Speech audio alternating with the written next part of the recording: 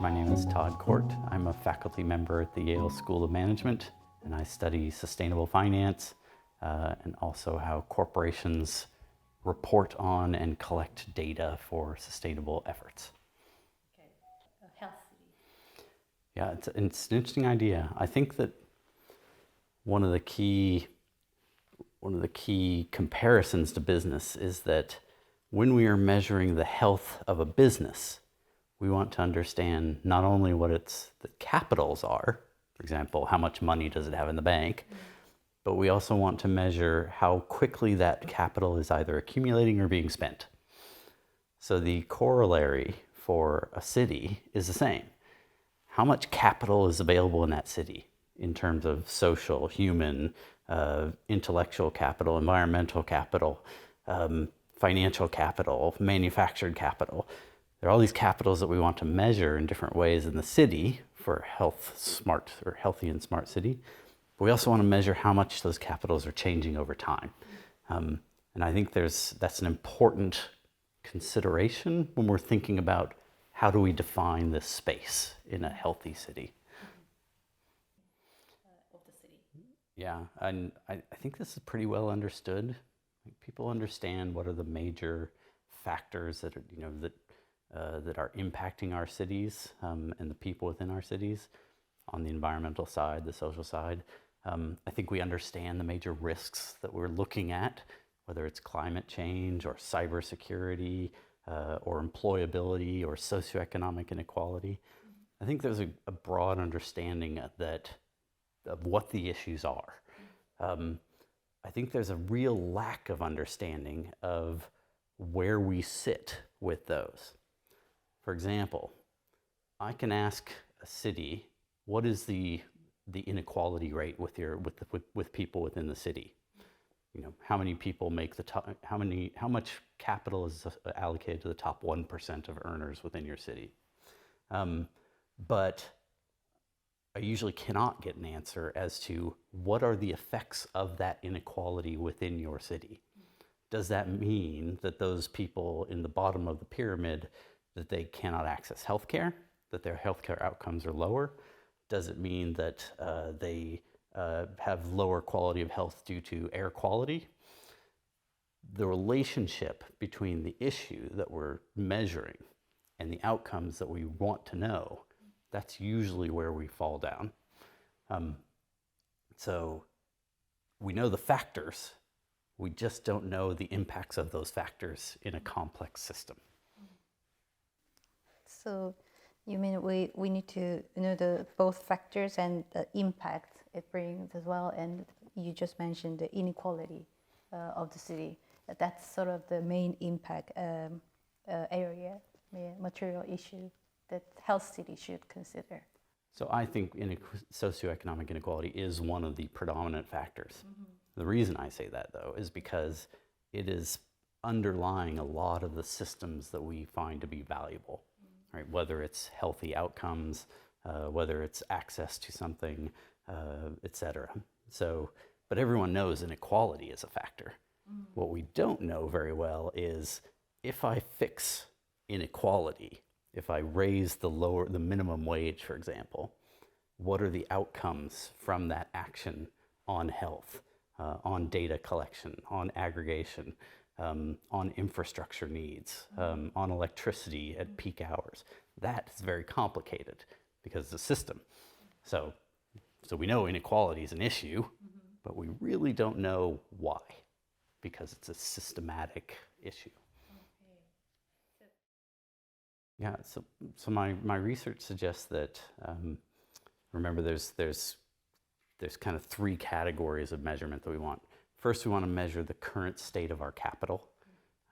Second, we want to measure the flows in and out of our capital. And third, we want to understand how leveraged we are on our capital. So, and the metrics are different for each. So on the capital side, human, social, environmental, et cetera, we have hundreds to thousands of metrics available.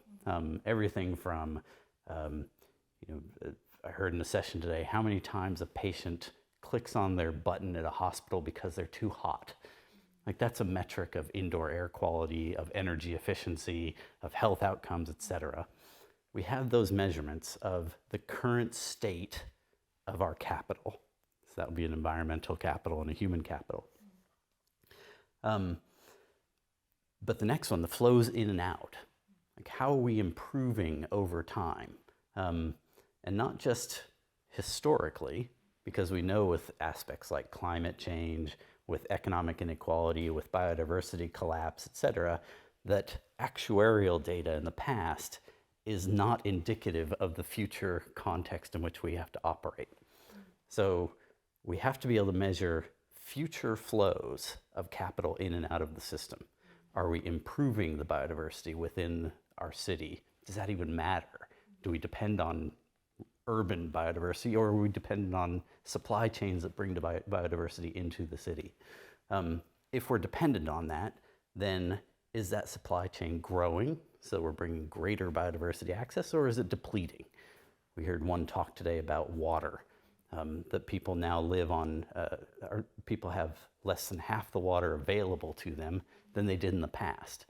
Is that going to be sufficient in a climate future? That's the kind of scenario that we need to understand in order to understand the flows and depletion of capitals.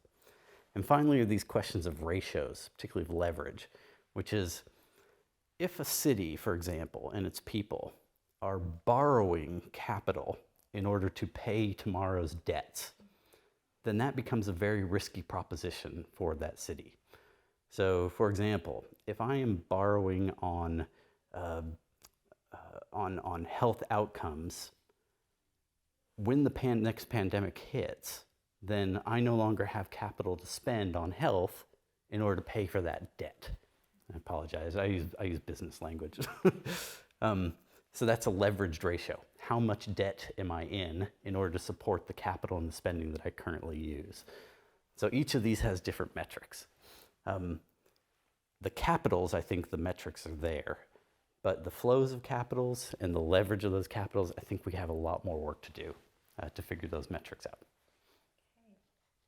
I think there's kind of big questions and then there's big outputs. So I might separate it. So let me start with outputs. If we're to continue this process of the conference every year, I think we'll need to have outputs from the conference that are tangible, that organizations, that cities, that companies can use in the future. Maybe it's a standardized way of thinking about these topic areas. Maybe it's a set of metrics that we're going to adopt universally. Maybe it's like the Paris Climate Accord, where we all say we will agree to do this, in our cities. So there's tangible outputs. That's kind of one topic area. And then there's the question of kind of big, interesting topics that need to be discussed. And I think that one of the biggest topics that we'll have to tackle sooner rather than later is there's lots of great ideas in how to build healthy cities, how to build that capital within the cities. We're really constrained by financial markets because a lot of the benefits, the economic benefits from these ideas either have long-term payback periods, they have lower return on interest or investment compared to other investments that corporations can make. And so a lot of the money that we're depending on is going to have to come from either leveraged capital or concessionary capital. That conversation has to happen. Are we really talking about changing every major city in the world using blended finance? Or on the contrary, are we really talking about changing every city around the world using private capital, which has its own implications? That's a big topic that I think needs to be addressed, is where the finance is coming from. And then a very related topic is, I think we have to have a real conversation about the question of scarcity and investor expectations. Right now, investors make money because of scarcity. Scarcity creates price increases. But the whole underlying concept of a resilient health city is that you create abundance. And where you have abundance, price drops. So there's a fundamental conversation here about who's going to put the money in to an abundant system where there's no price driver. I think it's a really fundamental conversation that's going to need to happen. Okay.